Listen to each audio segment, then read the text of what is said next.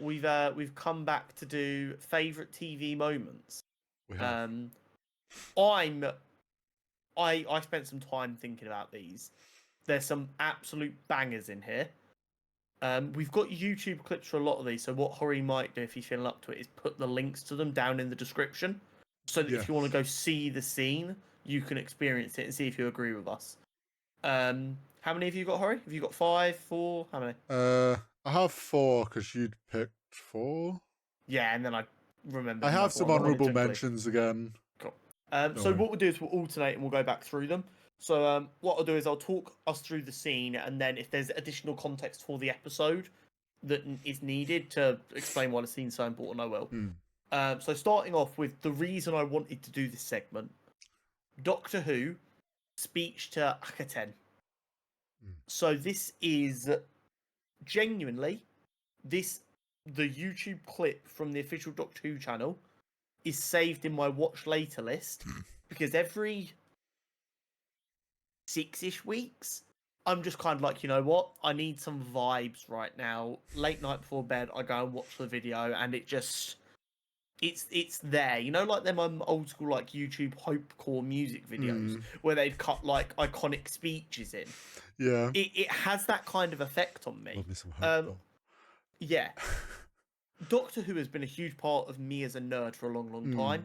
I fell out of love with it a little bit in my like mid to late teens, and it's coming back to me now. But that was like before superheroes, before anything. That was my first fandom obsession for sure.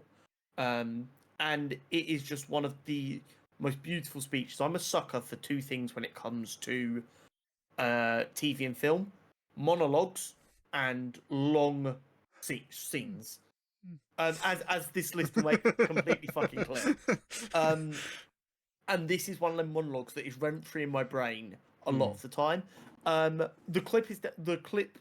If nothing else, this clip will be down in the description because it is one you have to experience. But the entire concept of the episode is it's a new companion. In this episode, in Clara, and the kind of rule in Doctor Who of a new companion is the first episode isn't a real big like fighty bad. It's more of a moral bad. Right. To kind of show off the Doctor's compassion. Yeah. So, the whole point is, in the clip, there's this girl who's singing.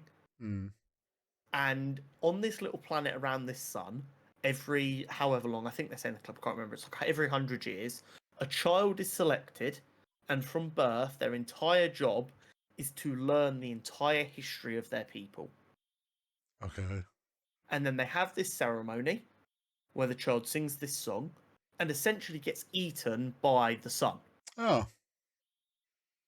Of course, the Doctor cannot let this run. Yeah. Which is why he gives this beautiful speech about all of this knowledge he has being this ancient being. And he goes, come on, bring it on. You want some memories to feed on. Try mine, see how you like them. And that deals with the parasite god. Yeah. It is gorgeous. Matt Smith's performance of that monologue is spellbinding. Having now seen it, do you understand why I rave so much about this scene? Yeah. Oh yeah. And the fact that with the singing in the back, there's singing in the background. Gorgeous. It is the absolute peak of what Doctor Who should be, in my opinion. That kind of, he doesn't need to fight you. Like I've seen a lot of writers who've written a lot of Doctor Who talk. Their favourite thing about the Doctor is a lot of people think the sonic screwdriver is his weapon, but it's not. The reason the Doctor has 2 hearts is because his weapon is compassion. Well, yeah. There's, I mean, obviously you think about this too. There is plenty of like memorable speech moments and stuff. Yeah, I limited myself to 1 for this. Yeah. But like, yeah, I can totally see why that's. I never really watched the Matt Smith era, so obviously I didn't really know any of the stuff that he went through or his Doctor went through. But it's the same with all the Doctors. They've all had some moment like that because that is, like I say, who they are. But yeah, if you've got, I think it's like a 2.5 minute clip. If you've got some time and you want to feel like a speech coursing through your veins, big recommend. Okay, for my first one, semi-recent-ish. Okay. From the Obi-Wan TV show. Oh my god, I forgot about anything Star Wars. I'm fuming. We'll have to do this again. I had a couple that I was trying to like, both happen to be revolving around Darth Vader. Naturally. But this is the one from Obi-Wan. It is the finale, and that moment of which I think, whatever your opinion might be of that show, whether it was a very good show or what, maybe it wasn't necessarily the strongest Star Wars show we've had. That's fine. This finale, when Obi-Wan finally faces off against Darth Vader / Anakin, and they have their fight. The fight alone, incredible. We see like the most powerful Sith against the strongest Jedi, and like they sell both of their strength incredibly at moments in that fight. But then I think the real kicker that like I love about that scene is the way they did the kind of face-off discussion where he's slightly damaged Darth Vader's mask, and then he still wants to believe that Anakin's there, and we get this back and like the flip-flopping of voice acting between Hayden Christensen and his name slips my mind. James Earl Jones. James, yeah. And to go between Anakin and Darth Vader, and how he's like, Anakin is no more. I killed Anakin. And this, like, for us that grew up with the prequels, and obviously Hayden Christensen got a lot of hate back then. We've all loved him. He's finally getting the love he deserves. His performance in this, and like for us to have that kind of story where they finally get to, like Obi-Wan finally got to face who Anakin had become and put it all together and put it all there and accept that like Anakin is dead. I think they sold that in such a fucking amazing way. And I mean that there's the meme that I constantly see on TikTok with the red lightsabers, Darth Vader side, and you swipe and then it's Obi-Wan. It's like the bad thing versus my good opinion. Like that's become a meme. The other bit I really enjoy from that scene is the way they use the light of the lightsabers on his face when he's monologuing. So when it's Hayden and Anakin's voice, it's a blue light. Yep. And then when it transitions into James Earl Jones and Darth Vader, the light changes into the red. It's the art. The other scene that I'll say now as an honorable mention is the other part of that story of from Rebels when Ahsoka fights. Yes. They have a really cool fight. I feel a bit less of an impactful like monologue moment, but again, he has the moment of going, Anakin is dead. It's the same scene, but just for the nature of the budget and the people they had at the time, it didn't have the same weight. Yes. I completely agree. But yeah, that'll be my first. Next up is a pretty, I'm going to say it's my only basic bitch answer in this list, but it exists for a reason. It is iconic for a reason. It is Walter White's I Am the One Who Knocks speech. Once again, yeah, exactly. It's like you've now seen the clip. Obviously, you've seen it before. I sent Hori all the ones I thought he might not have seen so that he had an idea of what I was talking about. But it's almost become memed a little bit, which I think has unfortunately damaged its power a little bit. But in the context of the story of Breaking Bad, it is such a powerful moment. So to put it in context, spoilers if you haven't seen Breaking Bad. Obviously, Walt becomes a meth creator and distributor and seller. Mm-hmm. Along the way, he comes across Giancarlo Esposito's character, who is like a drug kingpin. Yep. And he basically says to Walt, I'm just going to hire you to be my cook. You can stop selling. I'll handle that. I'll pay. Essentially, come work a corporate drug job, essentially, is the idea. And in that time, he's working with someone other than Jesse. Then, I can't remember the exact reasoning, but something goes a little bit wrong. I think it's to save Jesse's life. And he essentially orders a hit on the guy he was working with. Okay. Yeah? And that's where the I Am the One Who Knocks comes in, because knock on the door, this guy opens it and he gets shot dead. That's why Skylar's freaking out, because someone that Walt worked with has just been shot dead in his apartment, opening the door. Yeah. And it's that moment that I think it's designed to be the moment you really see how much Walt has fallen and how evil he's become. Yes. Because you see that moment, and Bryan Cranston's phenomenal in this. You see that moment where it flicks, it's like, whoa, whoa, whoa, whoa. that who do you think you're talking to right now? Yeah. It's masterfully done. Anyone who was laughing and like, oh, Bryan Cranston's a comedy actor, they must have been just like, if Twitter was as big back then, it would have just been Yeah. sending Bryan Cranston tweets going, "I'm so sorry, wasn't familiar with your game." Yeah. Phenomenal performance. Again, so impactful. It's along with a couple of other moments in the show.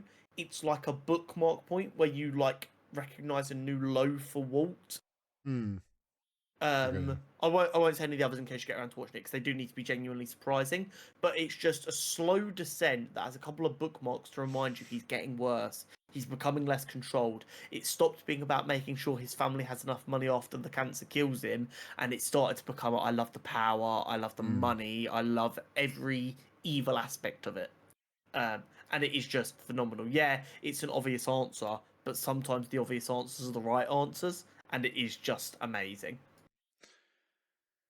I'm gonna hit us in the feels for the next one. Oh god. It is Fresh Prince. The Okay. good old Fresh Prince of Bel-Air. There is, I'm sure you probably will remember this episode. The one where his dad finally returns. Yeah. And specifically the moment in this episode of where he's been reconnected with his dad. He's meant to be going on a road trip with his dad.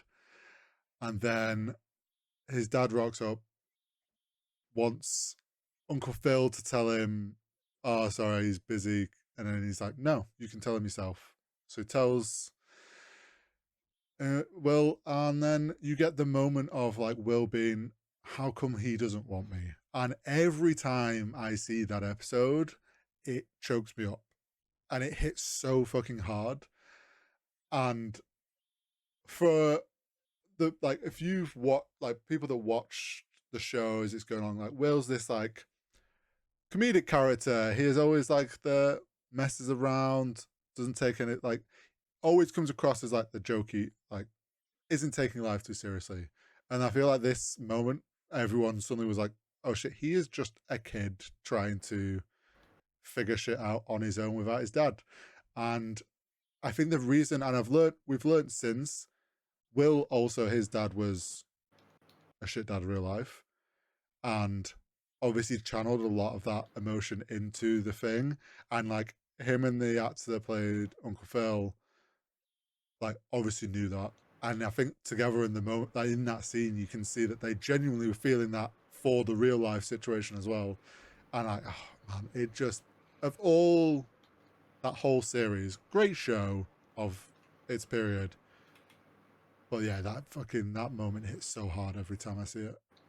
Yeah, it is. It's the performance there shows why Will Smith went on to be such a successful actor. Yeah. And yeah, it does. It hits hard, and that's crazy. I'm also going to hit us in the feels now. I knew you would do this. Which is how they've lined up. Not pre-planned, ironically. This isn't so much a moment as an entire episode. Yeah. And I genuinely think it might be one of the greatest episodes of television of all time. It is How I Met Your Mother, Season 6, Episode 13, titled Bad News. It is the episode in which Marshall and Lily are getting towards the end of their trying to get pregnant phase. And they've both gone to get tests.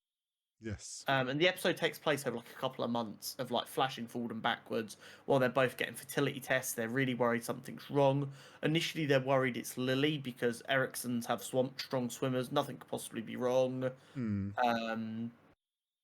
Yada yada yada.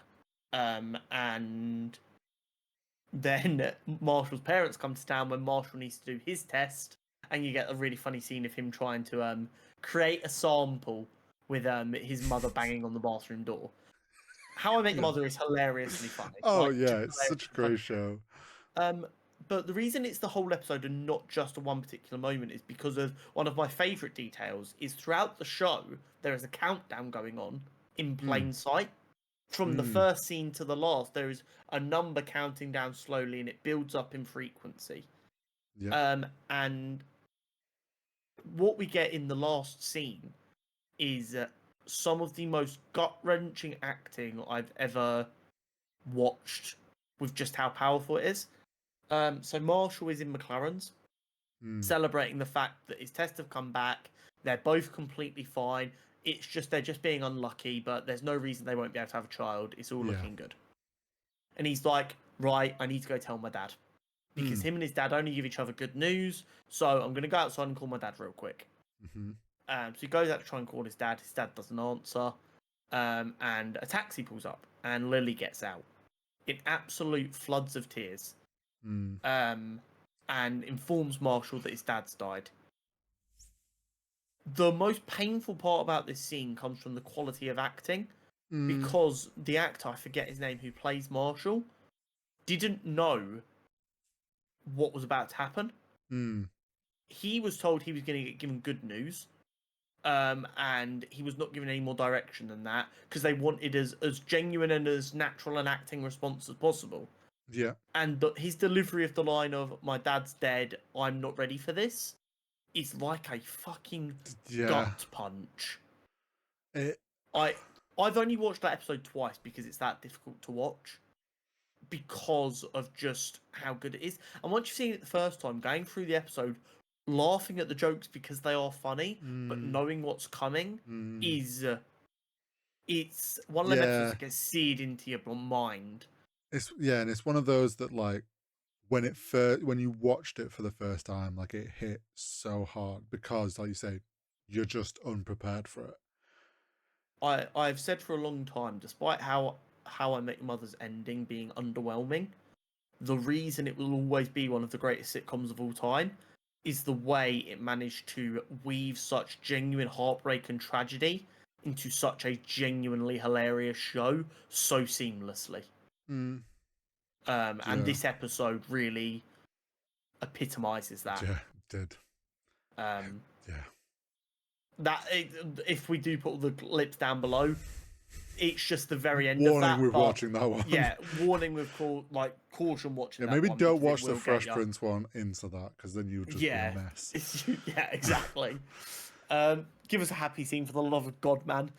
Okay, I'll give you a happy scene. And it is my generation's How I Met Your Mother. The original group of friends. It is from Friends. There is a few moments in Friends that are iconic and are hilarious and some of the most memorable from that show. It was tough to pick one. I'm going to mention the fact that the pivots, everyone knows the pivot scene. Yeah. Fucking hilarious. You can't move house or do any sort of physical lifting without having to shout pivot. Yeah, it's impossible now. But then there's two memorable ones I think everyone remembers. There's the quiz to win the apartment, which is just like he's a transponster. It's a great moment of just showing their like friends, like their friendship and how much they actually know about it. And like the guys actually know a lot more than the girls give them credit for. The other would probably be the moment like when Joey learns about Chandler and Monica, when he pieces it all together and he freaks the fuck out. But I think like that's the thing. There's a few really solid, funny moments that really showed that like group of friends. And I think similar to what you said about How I Met Your Mother, like yes, this was a funny show and it was a sitcom and like a lot of laughs. There was a lot of story into there, issues characters dealt with, and a lot more depth than a surface level appears to be with that story of them all and what they all go through. I mean, Friends, there's just so many, but I had to have it in the list because I fucking love Friends. Absolutely.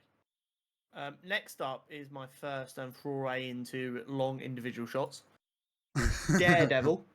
Yes. The first hallway fight scene.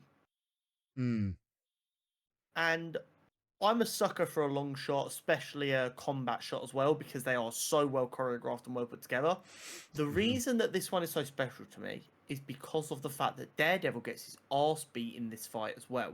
Yes. It's not just him kicking ass down the hallway. Yes. You don't see some of the action, which is obviously like a director's tool to like make it so there's less chance of a fuck up. but Mm. also it keeps that feeling of you're walking down the hallway to save this child. Yeah. But also you see a number of crunching blows landing on Daredevil. He's Mm. already had his ass beat to get here. He's fallen apart, fighting his way down this hallway. He's like getting beat up more as it progresses because he's getting tired. Mm-hmm. It's a very powerful crescendo too, and I might be misremembering, but I'm pretty sure it is like Daredevil's first big save in the show, Yeah, where I he gets think to it save this child. was. And it's a masterpiece. It became a tradition in the show. Mm. It's something we've seen manage to bleed out to become a little bit more popular. A lot of people realised that quick jumps in fights were normally to hide mistakes. Mm-hmm. And they were like, it's kind of. I'm not a fight choreographer. I don't know what it takes to be a fight choreographer. What I do know is, as a visual medium, seeing a well choreographed fight scene with no cuts makes it more impressive to me every single time. The fewer cuts, the more impressive your fight scene will always seem. Do you know what's funny? It's like, obviously, they in Daredevil they took the inspiration from the Raid. Yes, which I still need to watch because I nuts. watched it very long ago, but yeah, it's also great. But that I'd watching that earlier today, probably the first time I've watched that clip in a long time. I kind of had forgot. 9 years ago. Yeah, it was. It's still such a good fight, and like you say, like he gets tired. You can see he gets tired, and the fight becomes like his punches aren't hitting as hard, and it's like everyone in that corridor is getting beat up, not just him being a superhero running through the corridor and destroying everyone. Yeah, it's such a good shot. And on the fight quad, I actually think that, like you say, it did a lot of good for giving, I think, fight coordinators more weight with directors. Because a lot of the time, I feel like I've heard it's the director's choices to like often cut stuff really rapidly or try and hide stuff, or like they've not given the fight coordinators enough time to actually film it properly. Usually they have it fully coordinated out, but then it's like down to a director's choice, not giving him I, time or something like that. It I often think leads to bad edits. I think, in my opinion, the kind of perfect fight scene is the majority of it is kind of this hallway style long scenes, and you save the cuts to show devastating blows. So blows that, like, that's really done some damage. Mm. You cut in for that to give it a bit of the emphasis, and then you go back to the slightly wider shot with less cuts. I mean, look at I the think that's the Acolyte best way to fight show. from a couple of weeks ago. Exactly. That's well Exactly. choreographed. So yeah. So for my last one, I had to have Sons of Anarchy on here. Okay. I love the show. I think one of my favorite TV shows. There is two moments. One is how it ends. I think that will always forever stick in my mind, that final episode. But another very impactful one, which I will send you the link to because I know you haven't. Yes, no, I've not. Properly. Sons of Anarchy is one of the things on my list of things to get around to one day. This is one that I know has shocked many people when it came out. And it is Opie's death. And those that have seen the show will immediately be like, oh no, I remember this. Because Opie was I want to say, a fan favorite character. He was the big softy who was wanted out of the gang, but kind of ended up still helping them. And it kind of was on the edge of trying to be out of it, but also still it's his brothers, like conflicted. Ends up, as the series goes, gets more involved again. And then situations, I forget exactly what it is that went down, but they all, and a group of them end up in prison. And it's kind of decided that they're being punished by some crime guy, that one of them has to die. Jax is obviously going to be trying to take it for himself. Opie kind of unpreparedly volunteers himself by just headbutting a guard. as he is, he's like puts himself before his brothers, and everyone. I think in that moment, because this is a show that hadn't really at this point killed any big main characters, and that wasn't like a normal thing to do back then. I feel like Game of Thrones completely shifted that. Yeah. This like as a viewer watching the lovable character get killed off in such a brutal way so suddenly, I think just made you fall in love with that group more and become ride or die for that group of boys. Yeah. That Charlie Hunnam Yes. reaction to watching his brother get dragged away, realizing that his brother's taking the bullet is. And it's the way as well that Opie's character's like, I got this. Knowing what's coming, but still trying to be like, nice, it'll be fine. Don't you worry, he'll be fine. And it's so gut punching. And there's more then later in the series. There is other like main characters die and have some pretty tough deaths. Yeah. But that one specifically for Sons of Anarchy, like, just hits so hard. Yeah, it's a rough one for sure. It's correct. So wait, do they beat him to death? I assume they fucking executed him. No. Oh, they let some other prisoners in to beat him to death. So the prison Fucking guards are hell. corrupt, and it's Yeah. yeah. He has to watch his brother die. Fucking Yeah, hell, that's rough. the thing. That's and as the viewers were like, no, this isn't. No, he can't die. This isn't fair. That's crazy. Yeah. That's really, really sad. Yeah. That again, that'd be a powerful one, especially if it's one like the first main characters that gets killed off. They're the ones that sit with you. Finishing off on a funny one, but also genuinely, when I say, obviously you've not seen the show now, and this has been spoiled for you. But if you like leave it long enough where you forget about this and then go and watch the show, you will be shocked. So the concept of The Good Place is very simple. 4 characters die, they go to heaven. The Good Place. It's not called heaven because they don't believe in religion. It's the good place and the bad place. Watching this clip, I realized I've seen bits of this show. Yeah, it's hilarious. I hadn't quite realized. Yeah. So the entire idea is that they're in the good place. But the main character, Eleanor, has been mistakenly put in the good place. Okay. She should be in the bad place. Right. And she knows that because she knows she was a terrible person. Right. And her partner that she got paired up with in the afterlife is Chidi, ethics professor. Spent his entire life learning and studying about what it means to be good.